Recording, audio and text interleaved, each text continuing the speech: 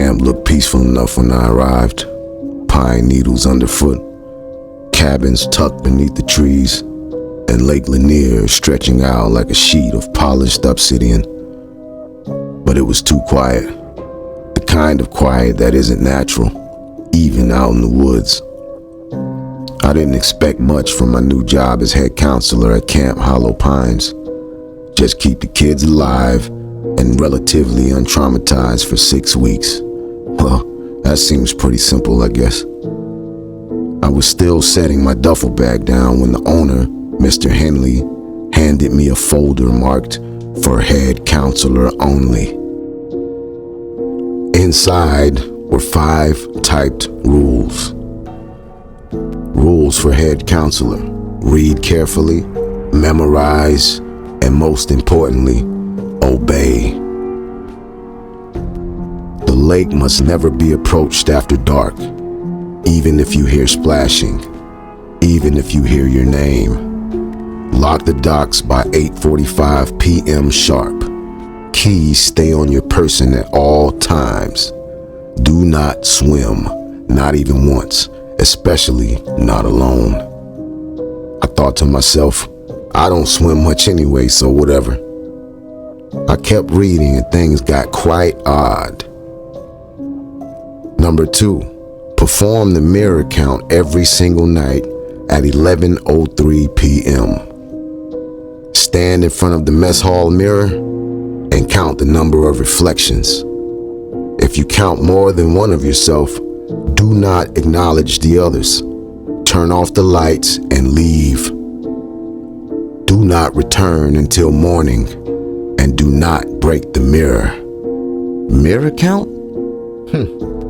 Number 3, cabin 13 must remain vacant. No campers, no counselors, no storage, no exceptions. If you hear movement from inside, notify Mr. Henley only. Do not investigate. Do not knock.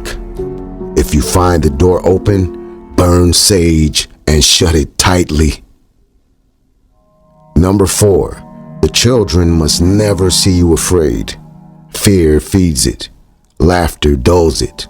Crying wakes it. If a child mentions the lady in the blue dress, tell them it's just a shadow. Never look where they point, especially if it's broad daylight. Number 5, on the final night of camp, choose one. This rule will make sense when it's time. This is literal insanity, but I could use the money, and it's only for a few weeks. And although the rules are insane, they seem pretty simple, I thought. When I looked up from the paper, Henley was already walking away, back toward the crooked silhouette of the main lodge. "You follow those?" he called without turning. "And you might just make it through the summer with your soul intact," he said. I stared at the paper, then at the lake, then back at the paper, then back at the lake, and I realized something terrifying. It wasn't just a summer job, it was a test, and I'd already signed the waiver. The kids arrived with too much luggage and too few parents who stuck around. Henley was nowhere to be seen, so I put on my best camp face and got them settled. Most were too young to question why cabin 13 sat dark and padlocked behind the trees. A few whispered about it at lunch. I made a joke. They laughed. I think that counted as following rule number 4. That night, I walked the shoreline, keys jingling in my pocket.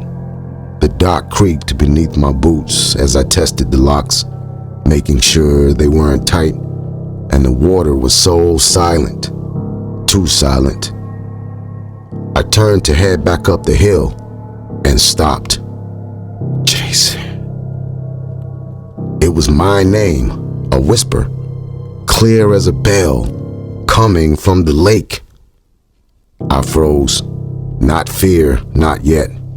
Just a strange, cold recognition. I hadn't told any of these kids my first name. Come see. I gripped the keys tighter and stared out at the black water. Nothing moved, no ripples, no shapes. I turned and walked away without looking back. That was rule 1, and I followed it. But I think I missed one. I skipped the mirror count the first 2 nights. Forgot, honestly. Nothing happened. I started to think those rules were just a counselor hazing of some sort. Harmless. But on the 3rd night, just in case, I remembered, just as the clock ticked to 11:03. The mess hall was dark, the moonlight cutting across the tile. I stood before the mirror. My reflection stared back. Then another appeared behind it, and another, and another. 5 of me, some smiling, some weeping. One mouthing something over and over. Choose one, choose one, choose one. I turned off the lights and left. My hands were shaking. I didn't go back until morning. At that point, the campers were on edge. They'd started talking about cabin 13, whispering things I couldn't explain. Someone stands in the window at night. I heard knocking like someone's trapped inside, they said. Henley hadn't shown up in days. My calls went straight to voicemail. So I did what I swore I wouldn't do. I broke rule 3. I unlocked cabin 13. It was empty, mostly. The walls were covered in old drawings, hundreds of them, in children's hands, all of the same figure. A pale woman with a blue dress, no eyes and branches or flowing water for arms. Behind the bed frame, I found a small wooden box. Inside, it was names, dozens, all crossed out, except one. Mine. When I checked the mess hall that night, the mirror was gone. Just an empty frame. And scratched into the wall behind it, in long, jagged lines, "You didn't count." I guess that explains it. This place had turned out to be the biggest mistake of my life, a literal nightmare. Jaden won't speak to anyone except me. He won't eat, won't blink. He just sits by the lake, watching the water like it might speak again. "I didn't go in," he whispered this morning. "She pulled me." When I asked who, he just said, "The woman from the tree mirror." We don't have a tree mirror. At least I don't think we do. The other campers are different now. Twitchy, sleep deprived.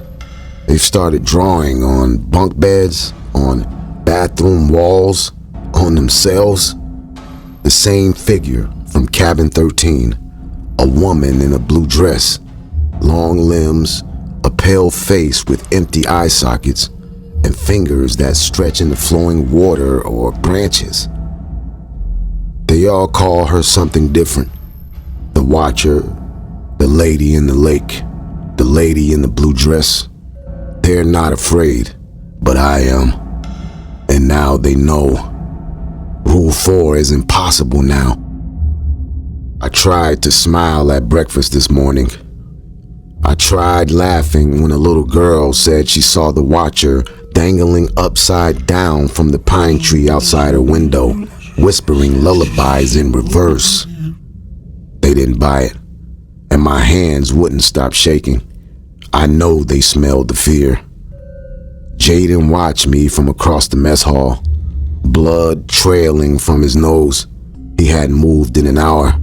Then he whispered, "She picked you," and smiled.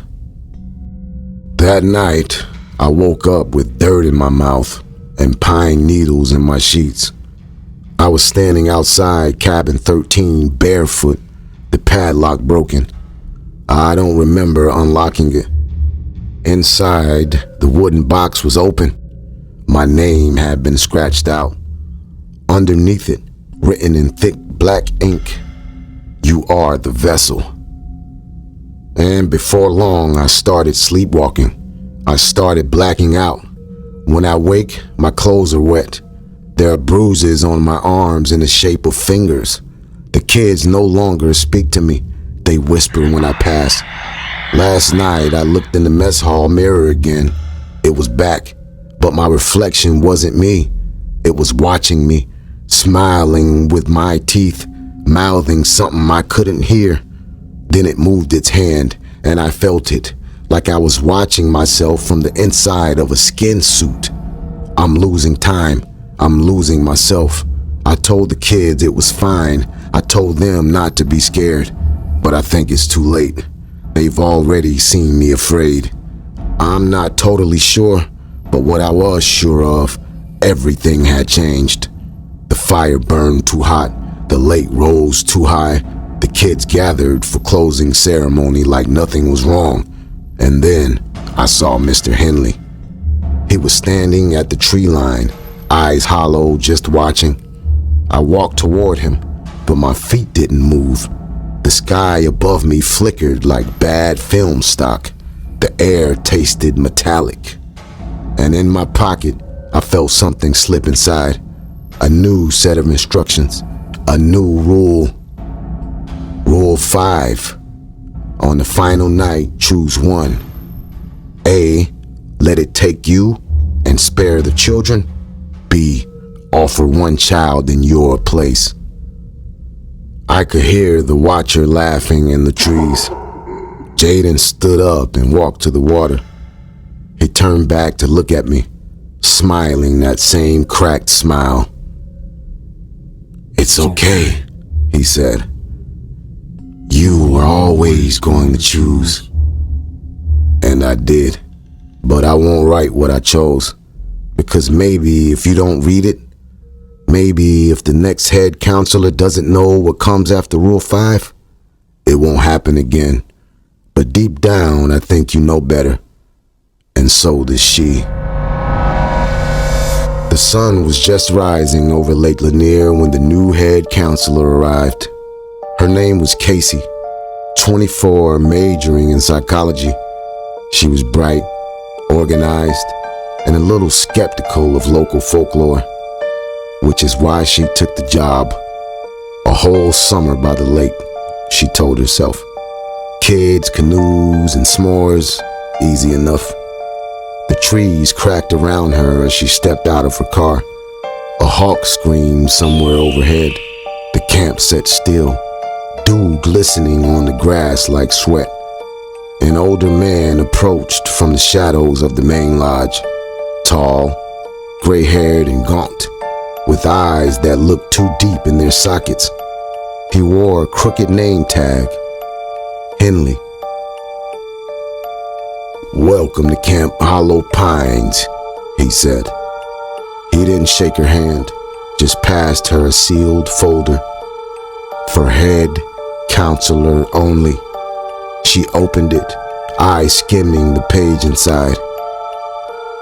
"Is this a joke?" she asked.